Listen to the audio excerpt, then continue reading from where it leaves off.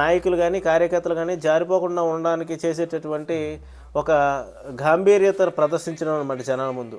అలా ప్రదర్శిస్తూ వాళ్ళందరినీ కొంచెం మోటివేట్ చేయడానికి ఆయన అనేది ఏంటంటే 2.0 జగన్లో వేరే చూస్తారు. అంటే ఈయన ఆల్రెడీ ఈ 4.5 సంవత్సరాలు అయిపోయిన తర్వాత అప్పుడే మళ్ళీ 2029 ఎలక్షన్స్ వచ్చేసినట్టు, మళ్ళీ సీఎం అయిపోయినట్టు, అంటే మొన్న వై నాట్ 175 అన్నట్టే ఇప్పుడు మన జగన్ 2.0లో కార్యకర్తలు అందరినీ బాగా చూసుకుంటాను, మీరు ఒకసారి అందరు రాసుకోండి మంచోళ్ళని చెడ్డోళ్ళని అన్నదే ఈయన మాట్లాడుతూ ఉన్నాడు. ఈయన పరాకాష్ఠకి వెళ్ళిపోతున్నాడు అన్నమాట ప్రతిదానికి.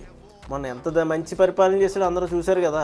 ఒకసారి ఛాన్స్ ఇమ్మంటే దరిద్రమైన రోడ్లు, చండాలమైన అడ్మినిస్ట్రేషను, నోటికి బూతులు మాట్లాడేటటువంటి ఎమ్మెల్యేలు, ఎంపీలు మరియు క్యాడరు, ఈ విధంగా తన పార్టీని తీసుకెళ్ళి ఒక రకమైన ఫేస్ని చూపించాడు జనాలకి. ఆ ఫేస్తో విసిగిపోయి వేసారి బాబు నీకు దన్నవరా నాయన అని చెప్పి జగన్మోహన్ రెడ్డిని ఇంటికి పంపించారన్న సంగతి గుర్తుపెట్టుకోకుండా